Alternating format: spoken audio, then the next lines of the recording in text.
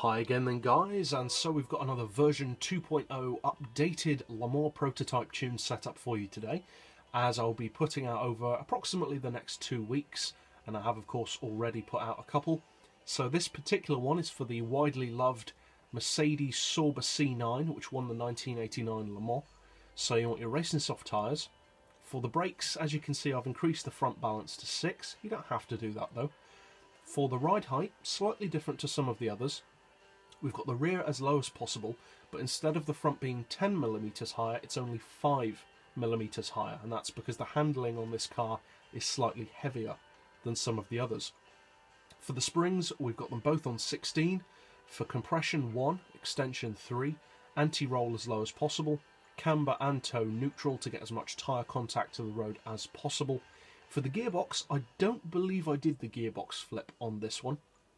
So you want an auto setting of 249, then for the individual gears we've got 3, 2, 1.4, 1040 and 725 with a final drive of 2.9.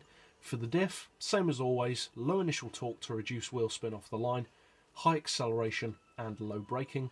You want your high RPM turbo of course, and your downforce set to a minimum. Traction control is turned off as ever. And if you are in the custom of using traction control, I would highly recommend that you stop doing so, because it makes your cars a lot slower and does not improve the handling, contrary to what you might think. Now, this car is not quite as quick as some of the other prototypes, even in its updated form that you see here. Now, it's still not a slow car by any stretch, but it's not quite at the same level as, say, the Minolta or the Peugeot 908. Now, its performance on my existing tune was about 275, its cruising speed. So, like with some of the other tunes, I've managed to increase that by 10 miles per hour compared to what it already was.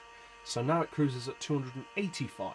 So not far behind, say, the Minolta. It's only about 5 miles per hour off the pace. Plus, when you're using stuff like draft, it's not hard to keep up at all. It's got more than enough power and torque to have a good draft. Now, speaking of draft potential, you sit around 500 or 600 RPM away from your red line, so you've got a good probably 300, maybe 305, possibly 310, but not much more than that, of draft potential out of this car. So, as with all of these tunes, I do encourage personal variation. So if you do need the car to go faster in slipstream, say up to 320 like the Minolta can, then you will want to extend the final drive a little bit more. But be aware that will of course affect your cruising speed. It will make the car more sluggish on its own. So as always, you need to set it up for what your personal needs are from the car. Another thing to be noted, as you can see, the handling is a little bit heavy on the corner. It's trying to pull out to the wall. And as I said at the start of the video, that's why it's only 5mm higher at the front instead of 10 as I would usually do.